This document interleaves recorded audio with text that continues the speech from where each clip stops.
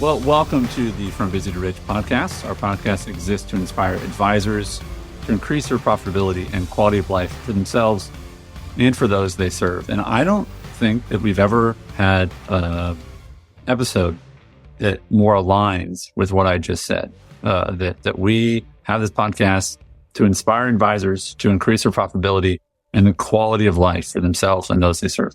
So we're gonna just dial that in today. Super deep conversation. I'm just extremely excited about. So, Wes, welcome. Good to have you here. Thanks, Andy. And Justin is joining us as well. Justin, good to have you. Good to be here, sir. All right. So, Wes, we're going to start with an excerpt, and the umbrella of the idea is the confusion between wealth and money. And the reason we know that's true is because people are just like, what? Confusion, which is like, that's the definition of confusion. So go ahead and settle back, folks. Wes is going to read through this. Tell us where it's from first.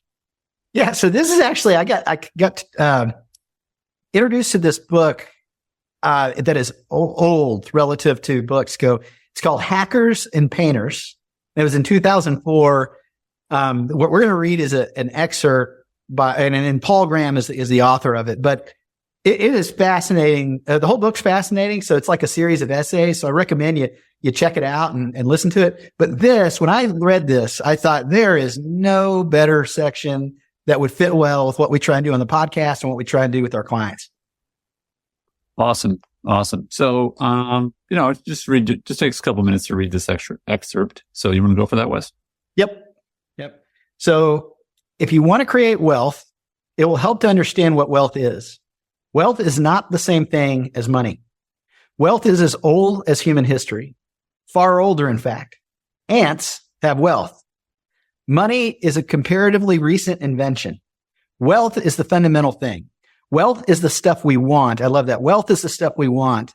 Food, clothes, houses, cars, gadgets, travel to interesting places, and so on. So, it goes on, and I just want to stop for a second to think about what we just read there, Andy, and kind of talk about that for a little bit. There's kind of three parts to this thing, but if you can hear what he's starting out here, where money is not wealth, and how often that on the surface seems like, well, of course it is. I mean, think about it. How does that strike you as I read that? Well, I think where he proves his point initially is ants have wealth. And it's like, okay, hold on. If ants have wealth, then I know that we're talking about I know that my definition of wealth needs to be altered. So that's where I think that if money is not wealth, then it's okay. I get it. There's some nuance to language. But the question then becomes, then how does one attain wealth without money? What is the relationship then? Because I think, as we'll hear later, there is a relationship. Yeah. But it's, there is a relationship, but it's not always like a causation correlation thing, right? Yep. So if ants can have wealth, then we have to get rid of this. Okay. Currency is dollars is euros is pesos is whatever, like that it's not funny. It's maybe saying this, there is another currency to wealth than currency. Yes. Right. All right, keep going. That's great. Yeah. Okay. So he goes on to say this: so this is a big point. You can have wealth without having money. If you had a magic machine that could, on command, make you a car, cook you dinner, or do your laundry, or do anything else you wanted, you wouldn't need money. Whereas if you were in the middle of Antarctica, where there is nothing to buy, it wouldn't matter how much money you had. Wealth is what you want, not money. Mm. Go ahead. No, go ahead, please. I was going to say the last section here, it kind of brings this all home. It says, but if wealth is the important thing, why does everybody talk about making money? It's a kind of shorthand. Money is a way of moving wealth. And I love that too. Money is a way of moving wealth. And in practice, they're usually interchangeable, but they are not the same thing. And unless you plan to get rich by counterfeiting, talking about making money can make it harder to understand how to make money. there's a lot going on there. One of the things I'm thinking of, and I actually pulled this up for a friend yesterday. There's this great video from, I want to say whenever Jimmy Carter was in office, which is 70s, right? But it's about, there was a massive inflation going on. And there's a Saturday Night Live skit talking about, it's Jimmy Carter, impersonator. It might have been Chevy Chase, or I don't remember who it was, but they're impersonating Jimmy Carter. And they said, like, you said you've always wanted to own a $5,000 suit. Well, now you can. You've always wanted to live in a $5 million or $1 million home. Well, now you can, because inflation was so high, everything costs more, right? You've always wanted to own a $50,000 car, because back then it was a lot, now you can, right? And it's like, hold on, like, but we've lost the context. Like, that's not wealth. Wealth is not, if I say I live in $1 million home in my neighborhood, they might go, oh, that's a nicer neighborhood. If I'm in California and I say I live in $1 million home, they're like, oh, congratulations, you're not homeless.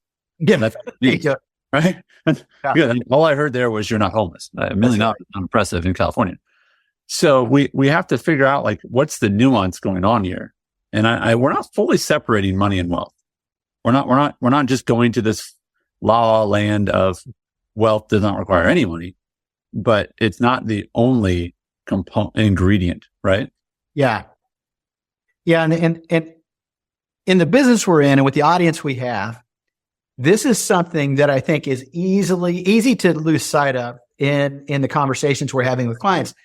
And I think there's a lot of reasons why, because I think it's really easy in our minds to measure wealth in the form of dollars. To do exactly to your point is like, well, here's a great example is most people, let's say that you have someone and wealth to them is being in a place where they have complete freedom of purpose with the work that they do, meaning they could work and not work at a job that makes them any money. They could volunteer entirely their time, but they know to live at the standard of living that they feel like is not struggling and suffering. Let's say they need $250,000 a year. The analyst mind, and you have a little analyst in all of us that are in the business, says, okay, well, here's what you need. You want, and this is the worst, you want $5 million. Because if you had $5 million sitting in an account earning 5%, it would produce $250,000 a year. And then work would be optional for you. But they don't want that. They want what that creates. And so I get that the semantics here is kind of the dance between these two things. What they want is freedom of purpose and time. They want work to be optional, as if that work creates money or not. One of the means to doing that could be they have $5 million. Or it could be that the work they want to do actually pays them that money. Or it could be that they have a pension that pays them that. There's a lot of ways to style money in order to get them to a place where they have the wealth that they want in a given area of life. And I just think sometimes we lead with the means. Yeah. And also with the math, right? Yeah. Again, math works. It's important. It's important. My kids go 2 plus 2 is still 4, right? So I would ask the question, what really makes an advisor worth their fee, their commissions, if it's just math? That's right. Right. And the answer is nothing. Like if it's just math, go to soandso.com and do a trade. That's right. It'd be cheaper. But if you can be the person that's known for aligning, I help business owners attain the wealth that's important to them. Someone's going to go, what do you mean? Yeah. Well, different people desire different kinds of wealth. Well, isn't wealth just money? Oh, if it were so. Right. That's right. Oh, if it were so. Because in the end, do you like, you were talking about a story of a guy that they found all these gold bars in his house. They found like stacks of money in his house, and nobody wants stacks of money and gold bars. They want what those things could be exchanged for. Which is what they really want. And that's why I the more I marinate in this and we talk about it, the more excited I get about what we always have talked about around here, that meaning, what is meaningful financial planning really? Yeah. And meaningful financial planning is about the alignment of the use of capital. Thanks, Carl Richards. The alignment of the use of capital, time, relationships, assets, purpose, money with what you really care about. Wealth is what you really care about. Capital and the alignment of it are the things that get you to a rhythm of life or a type of life that you have determined is wealth to you. It's that rich life that we're looking at, and that has so much more energy behind it than other than just talking about the means to the ends that you're looking for. Yeah. It's funny. I'm thinking about the, from busy to rich, that being part of our the conversation always is there. You'll find people that are extremely wealthy, tons of money, and they won't say they're rich. Yeah. Right. And it's interesting to me because I wonder if people just aren't very good at defining or understanding what these terms really mean. Because again, I was thinking about this. I'm trying to remember the context of this. I was just thinking about, I was having some sort of financial conversation with my kids about just, but it was the idea that when I'm laughing, my first house cost $98,500, 2-bedroom, 1-bath, on Euclid Avenue in Sioux Falls, South Dakota. And, I felt really good about that house. I felt wealthy in that house because I had no kids, and then I had a kid, and I had another kid, and I had another kid. But honestly, I still felt wealthy in that house, and that had everything I needed and no more, and some left over. And people would go, huh? Right. What's funny though is my wife said when we were going to move to Tennessee about a decade ago, let's find something about that price range. And I'm glad I wasn't drinking anything at the time because I would have done like a spit take. I was like, honey, you can't get a trailer for that where we're moving. You know what I mean? And so the dollars change, but the goal should be wealth, right? The goal should be wealth. So I'm curious if you could dig into this a little bit more, Wes, as it relates to when the conversations you get to have with people about what their perception of what they should do versus like what they have to do. Like, shouldn't I do this? And what if I do I can't do that. And then you're like, hold on. Because they're holding up a definition of wealth that's not theirs.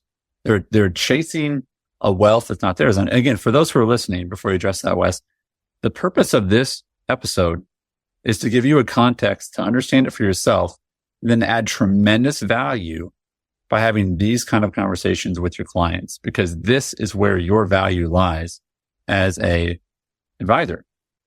It's the advice part, right? Is let's make sure that we are aligning your capital with all these other things that equal wealth.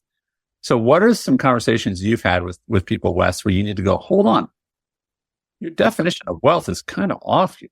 Like you told me it's this, but you're chasing this. Like, let's get you back in alignment. Yeah, I think I've got several scenarios, and I'd love keep it under 4 hours, please. Because I know I'd love to listen to comment on this too, because we run into this, and we've been on meetings with clients together and separately where it really is one of the primary things to continue to bring it back to the main thing and not the means to the main thing. I was with a client once that had they sold a business for a lot of money, like a tremendous, and by anybody's standards, it was a lot of money. I'd say it, and as we're talking, and we're just talking through the different ways we're going to place this money to basically accomplish a rich life for him. So he continues to fulfill what a year in the life of him would look like. And that is fantastic. That is wealth to him, and all the things that come along with it, and how we need to align all the things he has, including the dollars he just got, to make sure that that's the pursuit we're pursuing. And I remember making this comment to him. I said, I can't say his name, but I said, hey, I'll call him Andy. You go. Andy. I said, Andy, let me just make a statement here. You tell me if I'm on or off here. So you have more money right now than you've ever had. Yeah. You are more freaked out about money than you've ever been. Yeah. And he just laughed. He's like, I am. He said, it's he said, there's so many places that we could put it. And I'm used to having, we made our living out of the business and now we've got all these. I said, well, hold on. Forget about all that. There's just tons of place to put it. And I said, what you want is, you told me you wanted to take these 4 trips with your kids a year and pay for it. And you told me what they would cost. You told me this is how you wanted to travel. You told me the things you wanted to have as far as where you live and the kind of cadence you want to have throughout the year. You said that is a rich life to you. Yeah. And he's like, yep. I'm like, good. You know what? Game over. We don't need to put this money. You could put it in a savings account with no interest and you could create that for the rest of your life. You won.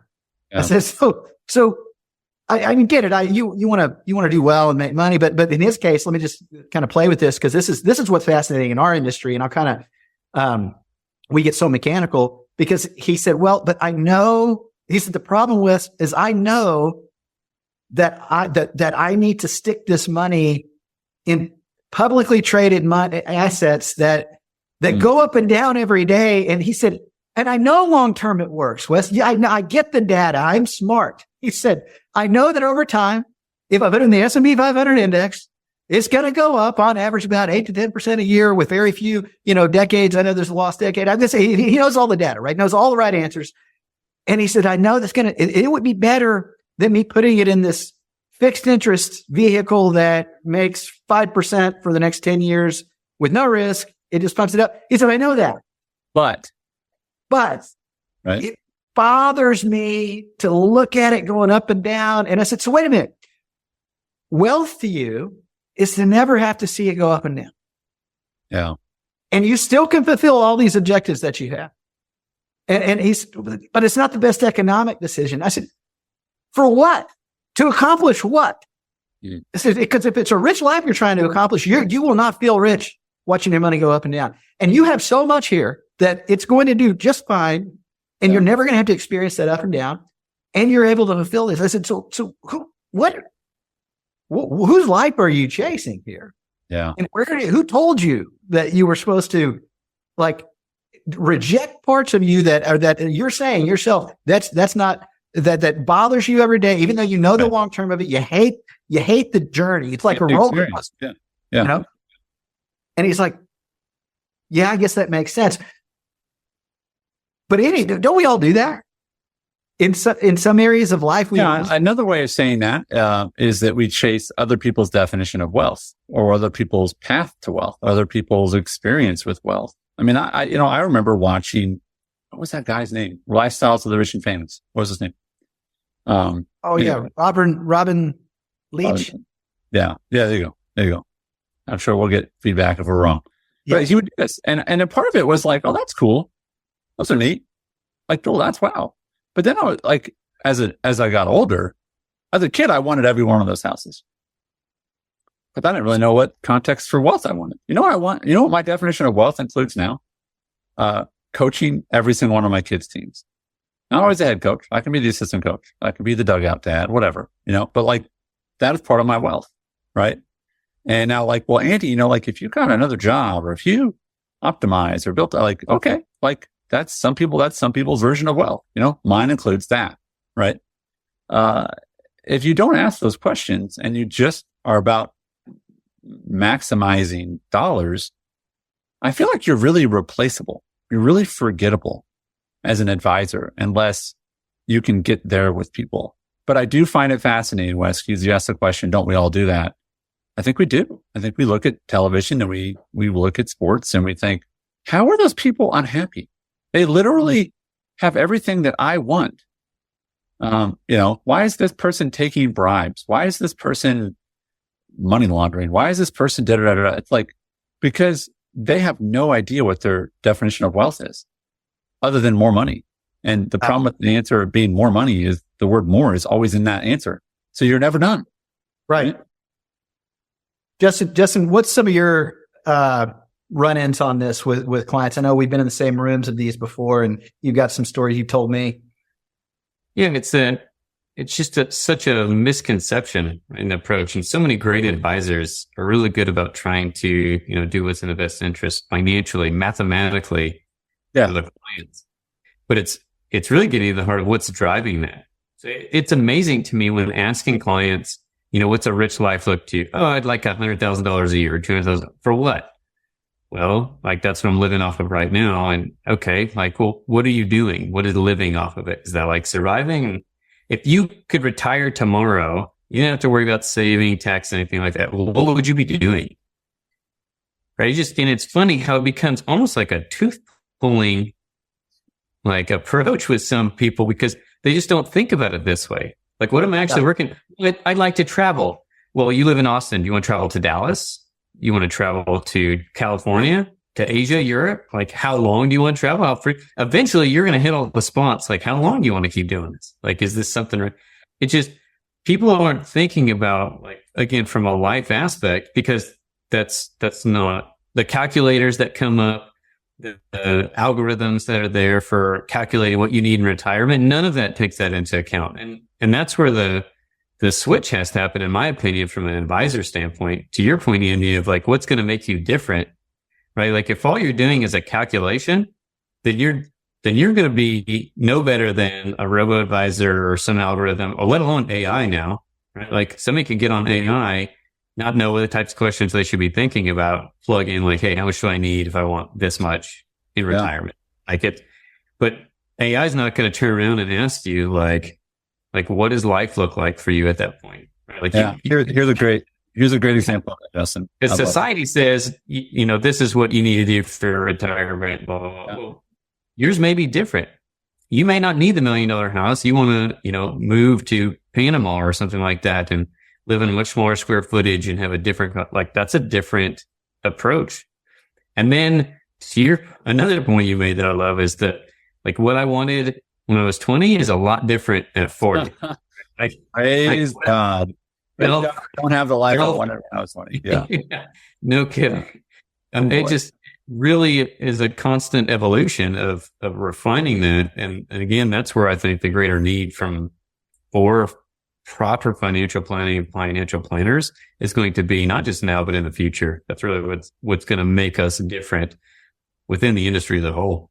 Here's a great one. You guys are going to love this. You're going to love it because you're going to use this story a lot with your clients and I hope with friends.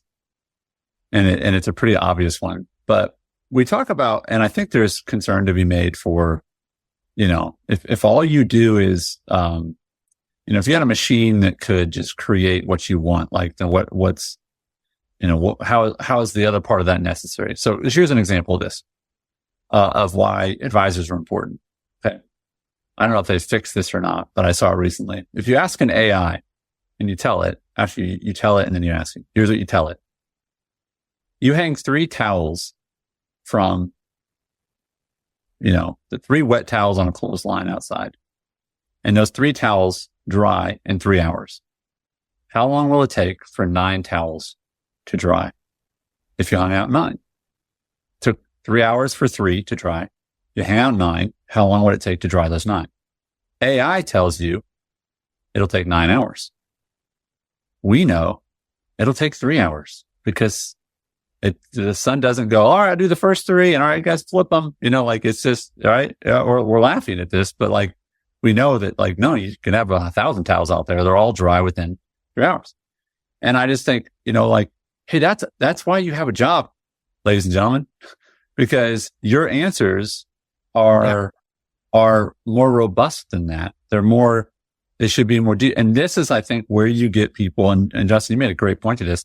This is why people renew with you for planning. This is why people keep their money with you, is because if they feel like, you know what, Justin is the guy that's going to help me attain my wealth and reminds me what my wealth definition is versus just more. Yeah. Wes, thoughts? Yeah. I think about, I was having a conversation with my dad yesterday and they're going on vacation to Colorado and, they're going to Cripple Creek, Colorado for 2 reasons. One, they're taking my aunt and, because they have gambling in Cripple Creek and my mom loves to play, she loves to play slots and my aunt loves to play slots and, and so that is wealth for them is being able to take a trip like that. Now, my dad, he kind of care less about all that. What he's excited most about Cripple Creek is he gets to go like hiking every day in the various trails and mountains. And he said, and you know what?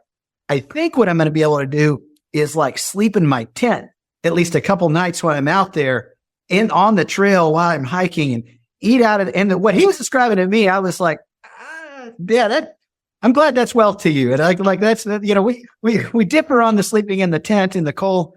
But isn't it funny how like to him, that's wealth. To my mom, that's wealth, is being able to do that. Now, clearly it takes money at this point for them to pay for gas to drive there and the car that they're in. I've heard sometimes slots take money too. Yeah, that's right. And slots take money. The tent, the tent we got for him for his birthday because he wanted one. So actually it didn't take him money. It just took him, he had a different means that he used to attain the wealth. And the trail doesn't cost money. Yeah. So, unless he's a Colorado taxpayer, But isn't it funny? What do you want? What do you really want? And I think if we could just do one thing as advisors that's a little bit different, because listen, guys, it's table stakes to be good at the math, right? You got to tell how long is it going to take you to have enough money to kind of support the things that you want. Yeah, we got to do that. But what do you really want? And I mean the part really, that money is not wealth. Wealth is what you want. And so my job to do meaningful financial planning is about the alignment of the use of capital, which is all this stuff, including our money and our assets and how we grew up in relationships, with what I really care about. Are you really getting to the place of what do they really care about? What is a wealthy life to them specifically? And then every single time you're with them, dancing with that. And I'll take it a step further, Andy, which is the place I don't feel like people go often enough with their clients right now, is when you ask them that, when you say one, they don't really know. A lot of times it's like, what do I really think a rich life looks like for me? No constraints. Like, what am I doing? But then giving them the authority and almost like you got to be in the empowerment to go, hey, so why don't you dance with that? Why don't you try it on? Like if you to Justin's point, you want to travel?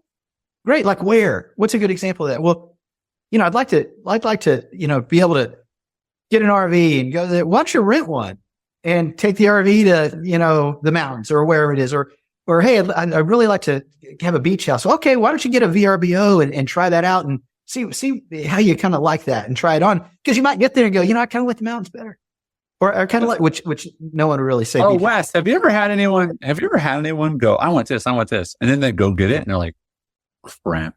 Yep, I didn't want that. I mean, I know people who have like, go ahead, tell me a story. Do you have one? Yeah, I remember.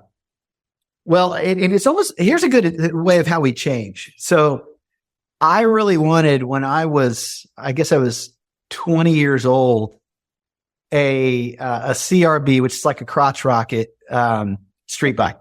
Okay, cool. And I got it because I aligned the use of my capital with that idea that I thought I really cared about. And it was really fun, Andy, because I'd rented one before and kind of done a couple trips with friends, I think. And it was really fun. And it was really fun for me for about 6 months. And then after 6 months, the friends I'd had moved away and there really wasn't anybody that I was riding with much. And then it was cold because I was living in Lubbock. And it was not as fun anymore. But what I still had to do? I still had payment. I still was aligning the use of my capital. I didn't care as much about it anymore. And so at that point, I was like, I think I'm going to realign this capital. And I ended up selling it. And so I think, I don't regret like the activity of exploring that. Right. The other is, I think, for how many times do you see the old motorcycle that's in the garage with 20 layers of dust that nobody's doing anything with anymore? Because at one time that was an example of something they really cared about, that they just quit aligning the use of their capital with what they really cared about. So keeping that fresh, keeping it alive. Jamie and I lived on 6 acres for 12 years and we loved it for most of the time that we were out there. We loved it. But as we the kids were getting older and real estate prices were going way up here in Austin, and we were thinking about what we really cared about for the next season of our life. You know what I didn't really care about? Figuring out how we were going to get it mowed, or figuring out how I was going to fix there's always 6 acres sounds like it's not a lot. There's a lot going on with 6 acres, At one point, it was what I really cared. It's what I wanted to do. But then I realigned because we didn't really care about it anymore. And I wanted to exchange that for money and be able to do something else I really cared about, like buy a condo downtown Austin that didn't have a yard. I didn't have any fences to fix. I didn't have condo does not have a yard. You're kind of on the patio that overlooks the city. It has a dog park you can use, but Right. so I think it's just one, you don't go, well, why did I do that? I think you give yourself some grace if you're trying stuff on. Yeah. But I just don't want to live in a future that I inherited, even from a younger version of myself. I want to keep that thing updated and what does wealth mean to me, and continue to ask that question. Well, let me try to land the plane with this, which is, wealth is important. But ants have wealth, right? And so that's because the definition of wealth for that ant is one thing, and the definition for me or you or anyone else is another. And that's why you find people who have a lot of money, but don't have meaning or satisfaction. But you also find people who have a lot of money and they have a lot of meaning, a lot of satisfaction. And, there is a belief, which I don't think very many people, hopefully no people who listen to this podcast believe this, that money is bad. And and the book I believe in, it doesn't say money's bad. It says the love of money is bad, right? That you can't love that thing. But I love this excerpt because if wealth is the important thing, but they're not the same thing, then we all have permission to pursue wealth, right? And money is often a part of that. But I worry that if an advisor listening to this isn't having conversations about wealth and they're just having conversations about money, they're very replaceable. They're very forgettable. And that ultimately they're not maybe helping their clients in the way that they should. Because, if you're listening to this, you're not a calculator. You're an advisor, right? And your ideas have value, and your clients need to be able to identify and then attain wealth. And part of that's your job. So, that's my last thought. What'd you have, Wes? No, I think that's a great way to close it, Andy. It's never confuse wealth with money, because money is not wealth. Money's a means.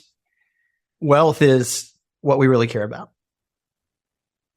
I want to thank you for listening today and remind you that for the month of October, we're going to be running a short time special offer for our on-demand courses.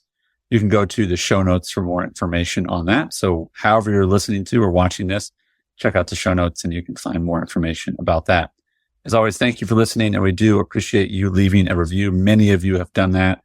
We'd appreciate just to take a few minutes, either give us some stars on Spotify, or better yet, go to the podcast app on your phone and leave a review there.